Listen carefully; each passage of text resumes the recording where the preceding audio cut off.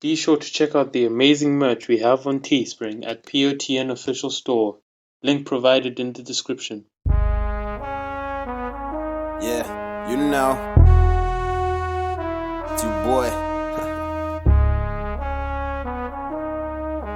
Yeah. Alright, listen. I started out on the pavement. Bet you thought I wouldn't make it. Wondering why you ain't did it? Cause you only working that day shift. Yeah, success is contagious. We winners on regular basis. A lot of y'all getting mad, huh? Like how we do it from the basement. I ain't been getting no sleep.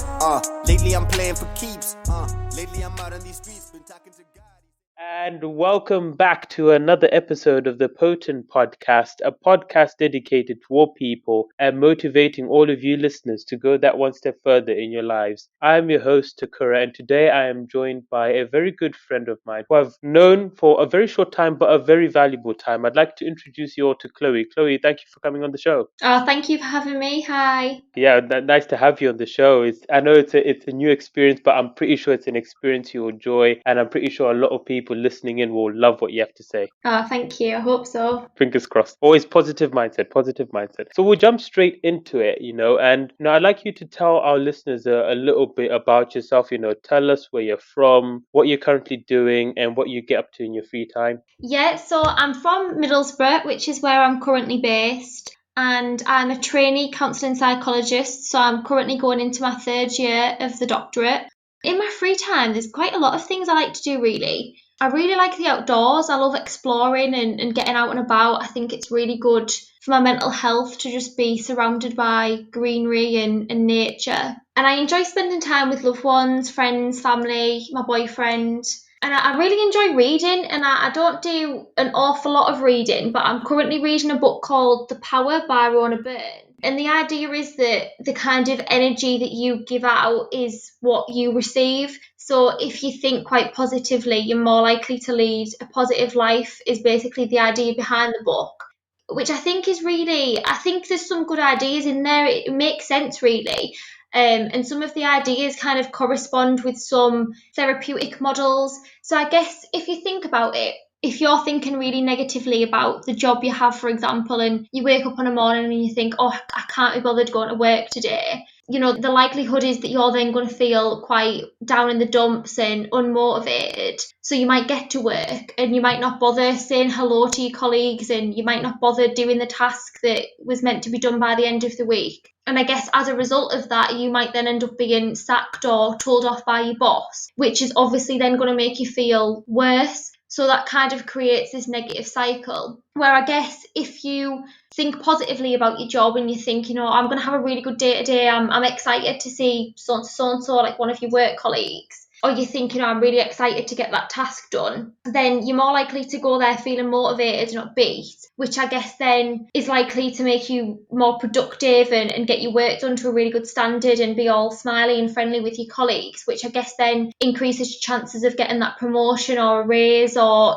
just positive feedback from your boss and the people you work with. So I guess the idea of kind of you get back what you receive, it does make sense. The only thing I would say about this type of book is not to take it too literal, because I wouldn't want people to think that, if something bad happens in their life, it's because they've had negative thoughts. I don't believe that we've kind of got that much power over our circumstances, and I guess it doesn't matter how many positive thoughts you have. It doesn't necessarily mean you can then prevent every bad thing from happening, and the same's true for the reverse. I don't think that if you have negative thoughts, it necessarily means that kind of everything's going to fall apart around you.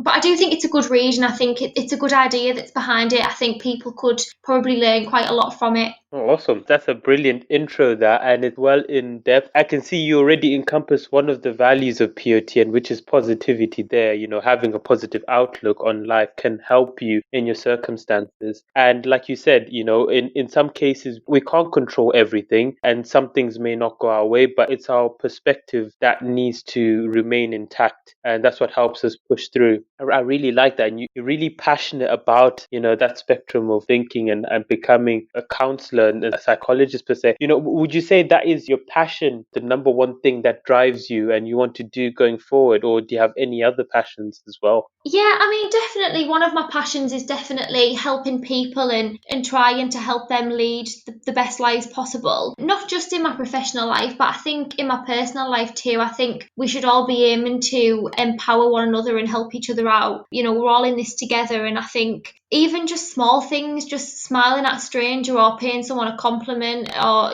helping someone if they're struggling. I'm passionate about that. I'm passionate about us all being kind to one another. I think one of my other main passions is animals. I'm absolutely animal mad. I just adore all creatures. I won't even kill a fly, even if it, bugging me and it's, I want it to go. I couldn't bring myself to kill anything. I just love animals. My cat actually brings in mice sometimes. And if they're alive, I actually nurse them back to health before releasing them.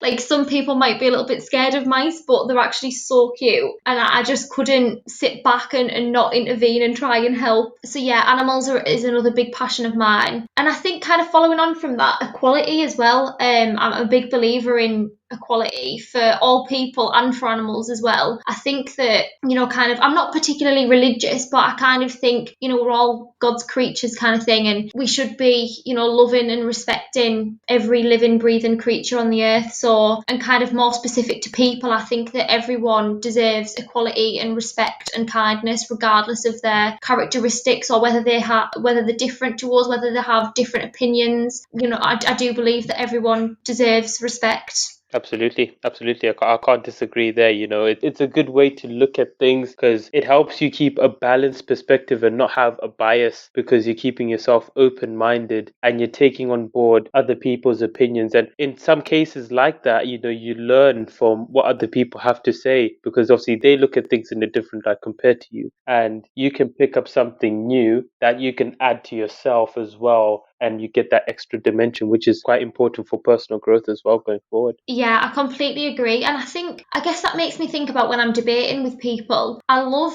a healthy, respectful debate, because it does help you to kind of, consider alternative perspectives, and it helps you to grow and develop. And yeah, I think it's really important to consider other people's points of view, even if you don't necessarily agree with them. It's important to try and understand why people think that way and respect that, people do have difference of opinions. Absolutely. So, to add on to that, who would you say has inspired you and made a positive impact on you? Do you know what? I think it sounds a little bit cringy, but I think my mum, actually. My mum she works in a school, and she worked at the school that I went to, my secondary school. And I feel as though she's someone who's very approachable, and I'm aware that there's a lot of students and even friends of mine who have felt that they can talk to my mum and confide in her and, turn to her if they're needing some support. And I think that that's inspired me. I'd like to think that I'm someone who people can come to and talk to. And I think, I'd like to think that people see me as being non-judgmental and open-minded, and I think that that's how my mum is as well. So I think she has inspired me in that respect. And I think my placement for my course is actually working with young people, and obviously it's a different relationship. So my mum's a teaching assistant, and it's a different relationship to what she would have with students. But I still think, it's important to be somebody who is approachable and who is non-judgmental and who doesn't, look down the nose at people or think they're above anyone. Or, I think, particularly thinking with age, I think it can be quite difficult for older people to relate to younger people and vice versa. But I think it's important to remember kind of how we felt at that age, if that makes sense. So I think, I can remember sometimes when I was in school, older people would be like, oh, well, what have you got to worry about? You're only young, you're just doing a few exams and blah, blah, blah. And I think that's really unhelpful. And I think it's important to recognise that, young people do have a lot of difficulties, and obviously regardless of age as well, everybody's experiences are different and everybody can deal with things differently. And I don't know if I'm going off on a bit of a tangent now, but yeah, I guess my mum's inspired me to be approachable and empathetic and somebody that people can talk to. All right. No, I don't think we went off topic there. I agree. And like from your statement, I think it's important to realize that, everyone's at a different stage and everyone's facing different battles. So, it's important that we don't dismiss somebody of their challenges just because their challenges don't look as big to us as it is for them. It's important for us to say, okay, we embrace that and we provide that supporting atmosphere where we say to them, okay, what are we going to do? What are you going to do to help yourself overcome that? That's the most important thing than, demoralizing the person and saying you can't have problems just because you're in secondary or something like that. I think, everyone goes through challenges, and even at that stage, because, in high school, you're going through adolescence, you're going through transition from being a child to being a teenager to being an adult. So you're seeing things and you're learning things about yourself you never knew before, and you're encountering things that you've never encountered where somebody older has gone through that already. But, I like that you have a mindset that you want to give people a voice, a platform to speak for themselves and be there for people who want somebody to talk to or need to reach out for support and help, which is really, really important in the world today. We need more people like you. Right. So I guess the next thing I'll go, you're going to say something. I was just going to say, I think you summarised that really well. What you said, I think that really summed it up. Yeah. All right. Cool. All right. So we'll move on. What experience have you gone through that has shown you that there's still positivity in the world and in people? Yeah, so I wouldn't actually say it's a personal experience as such, but I was actually thinking about the solidarity and cohesion that's been seen since the murder of George Floyd. And obviously that was horrific. But the response, I think, has really restored my faith in humanity. I think it really demonstrates that people from all different walks of life, the majority have got good intentions and kind hearts, and they do want to speak out about things that they're passionate about. And, it's been nice to see people come together, even during a global pandemic, just to see that solidarity and cohesion. I think it's been really uplifting just to know that most people really are good. Yeah, and I agree. I think in situations like that, for me as well, like being a person of color, for me it was tragic to look at, and I needed a week to process what I'd seen because it was quite graphic and quite horrific. But the response from people really, really, like you said, shows that there's still humanity out there. People want equality, they want justice. People are tired of being bullied. So it's one of those where you're looking at what happened, and the people who did it are like the bullies, and people who've gone through bullying don't want to see anyone else get bullied as well. So it's a really good that people have come together and united, and it does show that there's a lot of solidarity and a lot of belief in humanity. And it was global as well, which is fantastic to see that the whole world responded to it, not just in America. It was global, and it makes a massive difference. It makes a massive difference. Yeah, I totally agree. All right, so moving on from that, we'll move on to the next section. Can you tell our listeners how you've overcome challenges you faced? Yeah, so I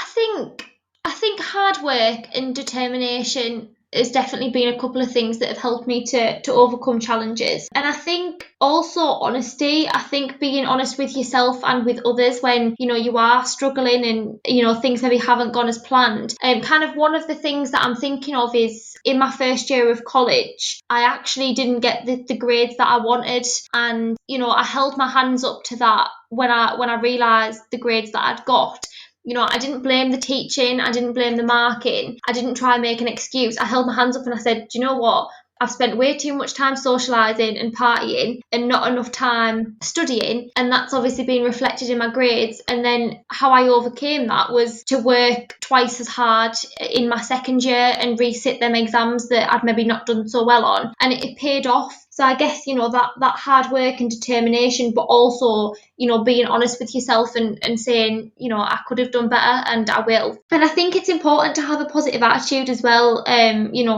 Life isn't always very easy, but I think it's important to try and see the positives in things. And I think it's also important to remind yourself of why you're doing whatever it is that you're doing. I know with the profession that I'm going into, it can be very challenging at times, but I think to remind yourself of the end goal kind of motivates you to keep on going. And I also think it's important to ask for help sometimes when you're struggling. That could be practical help, or it could be, some emotional support. You might want to speak to somebody about how you're feeling, and that might, help you to overcome some of them challenges. No, I agree. I agree. Yeah. I guess the first step in any challenge is admitting that, okay, in this current moment, it wasn't my best moment, but you're already looking to overcome that and say, you know what, I'm going to bounce back from this and come back even stronger. I think I've had numerous experiences of that. So you're not alone. When the grades come back and it's not what you're expecting and it hits you in the face, and you build yourself up after that because you've kind of kicked you up and woken you up that, you know, this is the reality and you need to pick things up if you want to get where you're supposed to get. Yeah, exactly. You know, on that, you know, and you know, you've mentioned that you have to be hardworking, you have to be real with yourself, you have to be honest. You know, what do you think is the most valuable thing about failure? Yeah, I think the most valuable thing about failure is that the lessons that you learn from it. I think that without failure, you wouldn't develop and grow. And,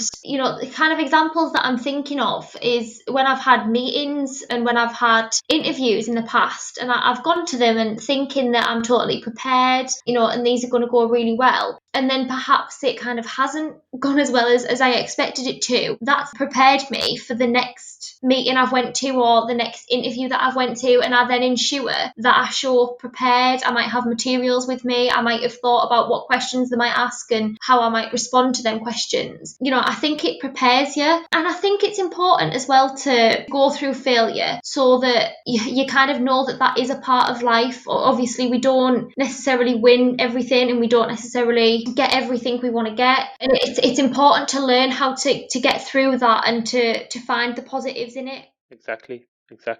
Yeah, absolutely. Without failure, there is no progress, is there?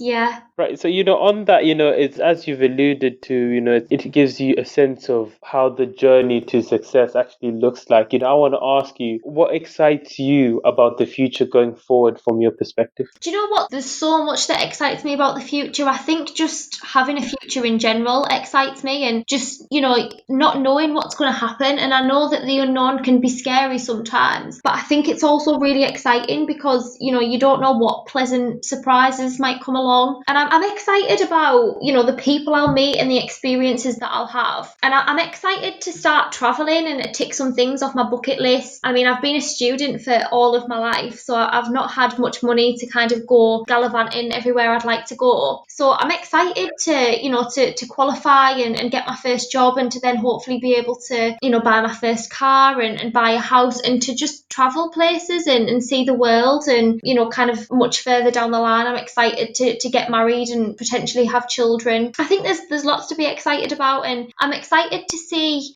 you know, I think society is constantly improving as well. I think we're constantly rethinking things and reflecting on ourselves, and I think that I'm excited to see how society develops too. All right. Yeah, that's a lot to look forward to. You know, you've got your goals listed down, and I can tell you, you know, once you set yourself some goals and you tick them off, you get excited about achieving the next one, and then that has a domino effect, and you know, you end up becoming an absolute machine when it comes to progressing and, you know, ticking things off. Even if, you know, we're not talking like massive goals. It could be something as small as like tidying up a bookshelf or something like that. You know, you feel a real sense of accomplishment for completing something you've challenged yourself to do, and that's really, really important. And I really love your answer. You've encapsulated everything. Oh, thank you. So, you know, go on, sorry. Okay, what I was going to say is just about you saying like how it can be something quite small as well.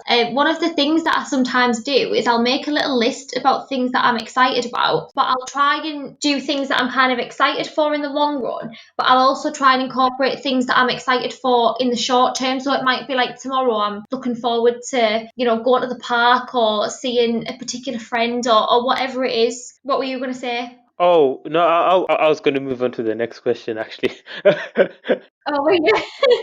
I'll go for it. No, that's fine. I'm still learning that, by the way, like the audio editing, because like the previous episodes I've uploaded, because I think the only people who are giving me feedback, I think only 4 people like really close to me who are giving me feedback about episodes and stuff. And even you might give me feedback. But what I've seen is people comparing my podcast to established podcasts. And for me personally, I'm like, okay, how am I an established podcast? I've just started. So it's a bit weird because because like, I think we're all guilty of it. No, I completely agree. I suppose it's like, I mean, it's not the same thing, but it's like if I was, exercising a few times a week and I was then comparing my body to a bodybuilder or something, they do that kind of full time, whereas obviously, if I'm exercising, it's definitely not to the same extent. And that's it. I think it's important to realise, isn't it? We're all on different journeys, and like you say, you've got a lot of other things going on as well. This isn't the only thing that you're focusing on. Yeah. And I think as well, like to add to what you said, looking back at some of the established YouTube platforms or podcasts and stuff, some of them were started, 5 years ago, 5 to 7 to 10 years ago. Some people started even before that, 10, 15, and they're only getting recognition now. So for me, I'm doing this because I love talking and podcasting. So, having guests on, it's been an interesting journey for me, to be honest. I'll tell you more at the end, but yeah, right. So we'll move on. And, I want to know from you, Chloe, what helps you stay focused when you're completing a task or an activity? Yeah, so I'll be honest, staying focused is something I actually really struggle with. I don't want to speak for everyone, but I think that society now, we are quite used to multitasking and kind of flitting from one task to another. For example, I might be sat eating my tea whilst also texting someone and watching TV. I think we just get used to doing several things at once and kind of splitting our attention. But I guess one of the things that does help me to stay focused is to try and eliminate some of the distractions. So if I'm working on an assignment, for example, I like complete quiet. I can't, some people like a little bit of background noise, and I just like it to be completely silent. So I tend to kind of make sure all the TVs and radios and everything are switched off. And if there are people in my house, I tend to shut myself in the back room, close the door so that there's less chance of me hearing them. And I also think I like to have quite a tidy workspace. I mean, at the moment, my workspace is not tidy. You'd laugh if you could see the state of it. But normally, I do like a tidy workspace. I think it stops me from getting distracted. Kind of, clear environment, clear mind, that kind of idea. I think some people as well, they prefer to work in the library, for example. Whereas I like to be at home because I'd get distracted by other people if I was in the library. And I think another thing that helps me to stay focused is writing lists. So sometimes I might be working on a particular task, but I'm having these really distracting thoughts because I'm thinking, I need to wash the pots and I need to order this thing for so-and-so's birthday. And so it helps me to write down whatever I'm thinking about so that I can then let them thoughts go and get back to the task that I'm meant to be focusing on. Because I think otherwise I worry that I'll forget whatever it is that I'm thinking of, and then I'm just getting totally distracted. But if I make a little list of like things that I need to do, a little to-do list, I find that quite helpful. And again, I've already mentioned this, but I think reminding myself about the end goal is quite helpful, because I think sometimes I'll get distracted from a task because I'm maybe feeling a little bit bored of it. But I think to remind myself of why I'm completing that task, that then gives me that motivation to stay focused on it and continue with it. No, I agree. And I think, on what you mentioned about the workstation, as you said, there's no shame in having a messy desk. We've all been there. I had one case during my internship where somebody, came to see me, and obviously like I had papers. It wasn't completely disorganized. I think it was because I had some tissues on my desk. So I had some hand tissues and they'd come out of pack and they were a bit all over, and I had an empty glass of water and like an empty glass of coffee, and people are like, wow, your desk is organized, the sarcasm. And I'm like, this is how I work. I like having a tidy desk, but sometimes when you're doing multiple things, you tend to be all over the place, and then that's what results in it becoming messy. So it's okay. Yeah.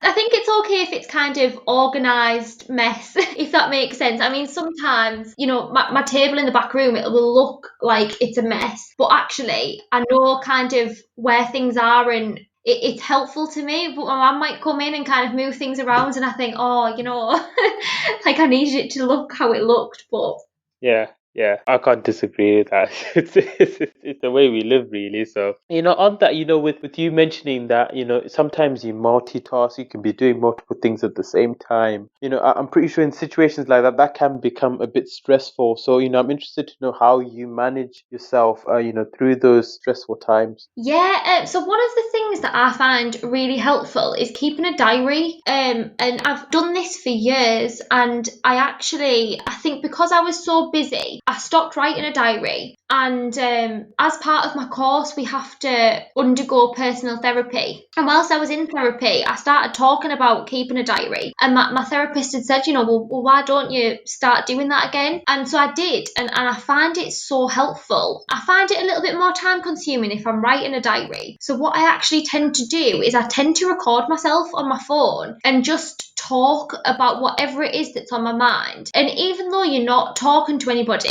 even though you're not kind of getting any sort of response, I find it surprising at how much clarity it gives me. I think it really helps me to organise my thoughts. And again, I think it's a little bit like I'd said earlier when I said about, making a list when I've got distracting thoughts. I think it's similar to that. If I get it out there, then I can then let go of it, if that makes sense. So yeah, and I think another thing that I've recently started doing is meditating, which I find really helpful, because I think prior to starting meditating, I used to either be kind of in the past or in the future. I'd constantly be kind of thinking of one or the other, whereas meditation does help you to really come back to the present moment, which I've found really helpful. And it's surprising, how many different videos there are on YouTube, like guided videos for meditation there are. And so if I'm feeling, anxious, I can quite easily just type into Google, meditation for anxiety. And I find that really helpful. But definitely with stress, I think it's important to recognise when you are becoming stressed. So for me, I kind of recognise that I'm becoming stressed if I start to be a little bit snappy with people. That's kind of a sign for me. And I think, okay, I need to take some time out now. I need to relax and de-stress.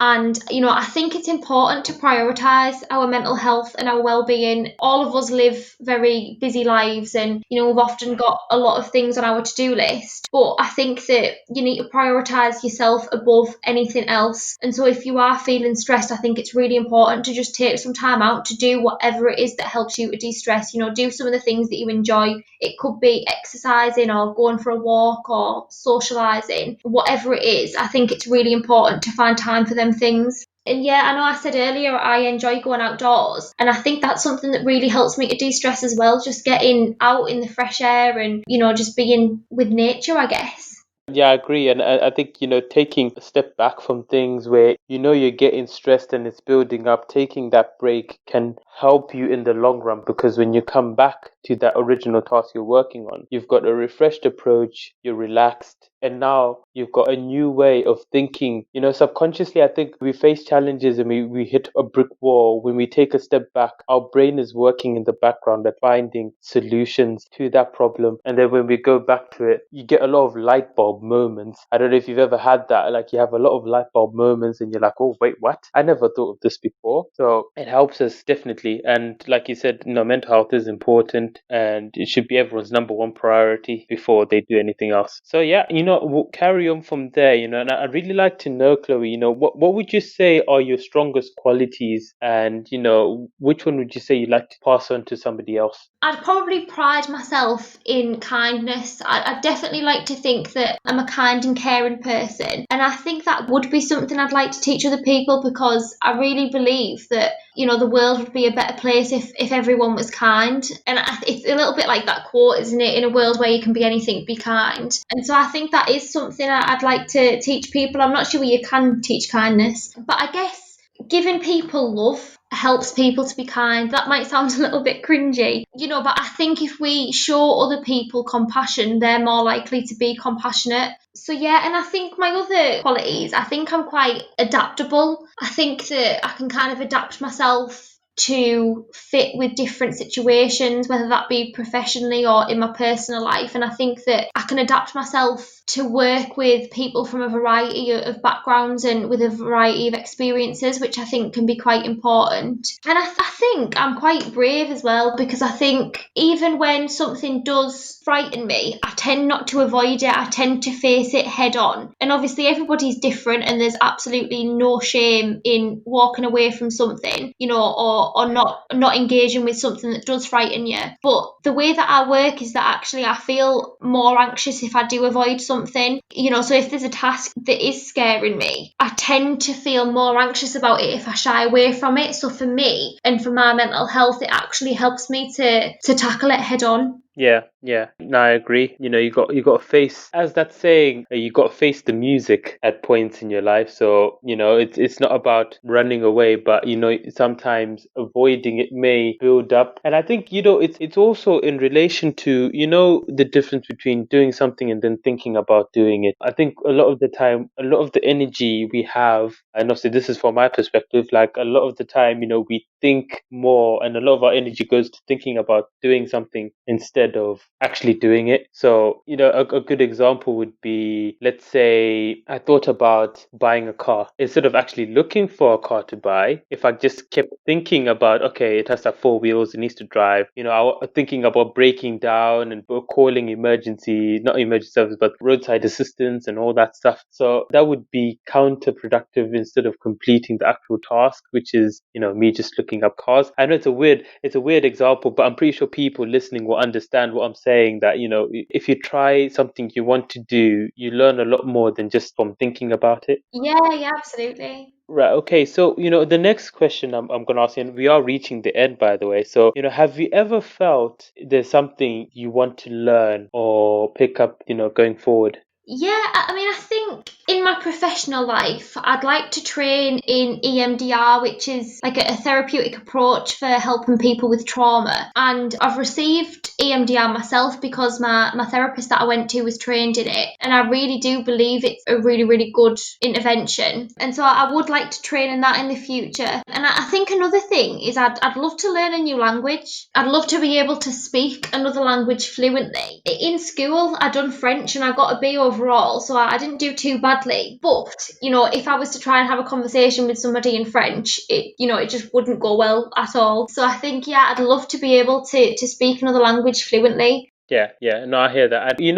the thought of it not going well, the fact that you're actually trying to have a conversation with somebody in French is a lot more valuable than obviously not trying altogether. I think there was one example where I'm attempting to learn Spanish myself. So I have a friend who's Spanish who also goes to Teesside, who on occasion, I message him and I say, okay, I've got a voice recording of myself saying something in Spanish. Does it sound right? And, he responds with the actual pronunciation of it. And, he says to me, he loves the fact that you're trying, because he said like back in Spain that people would laugh at the fact that you're trying to speak Spanish, even if it's not your first language. But the difference they would make in terms of treatment is the fact that you're actually trying to, diversify yourself and trying to, entering their world instead of sticking in your own, and they're sticking in their own, and then there's no connection. You're trying to connect with them, and we build a relationship by trying to speak the language. So I think invest in French a bit more. You'll probably get a lot more help from attempting to do it than not even trying. Yeah, that's true. And I think it's nice that you've got a friend that will support you in trying to learn Spanish. I think that's really nice. And it sounds as though, you're doing it a lot, which is really, really great. Thank you. It's only the beginning, and I think we can always get better, and we learn every day. So it's a work in progress, I'd say. Yeah. Right. Okay. So, in closing, what inspiring words would you tell all of the listeners who are looking to improve themselves? I think I'd tell them that anything is possible. So, believe in yourself, don't underestimate your abilities, and don't give up. Just keep on going. And, we've already talked about failure and how that helps you to learn lessons, so don't be too disheartened if you don't, achieve your goal straight away, or if something goes wrong or there's obstacles in the way, just keep on going and you'll get there eventually. Yeah, those are some truly inspiring words, Chloe. Thank you for sharing. That's all for today's episode of the P.O.T.N Podcast. Thank you all for listening and reaching the end of the show. I'd like to thank my guest, the courageous Chloe, for coming on and speaking. Thank you for joining, Chloe. Oh, thank you very much for having me. Make sure you subscribe to the podcast on Apple, Spotify, and Google Podcasts, and on YouTube. Thank you all for listening. Until next time, be well and take care. If it ain't about the bag, I'm anti-social. I don't talk to nobody, can't be vocal about nothing else. Broke, do it for the clout, nothing else. But me, I'm trying to make my family proud, nothing else. So that's why I'm anti-social. If we ain't talking dope, probably can't be vocal about nothing else. Broke, do it for the clout, nothing else. But me, I'm trying to make my family proud, nothing else. So I let the money talk and listen close. Laughing to the bank, my D, but crack some decent jokes. And most of y'all won't get it, this ain't free, this isn't smoke. Bitch, I rock the lid, it's closed. You can find my shit in Vogue. Like the cap that I've been selling. Catch the pretty dream. The one I sold was Thriller, purchased by a Billie Jean. Oops, I mean Dirty Diana. Music by Danny and 3T.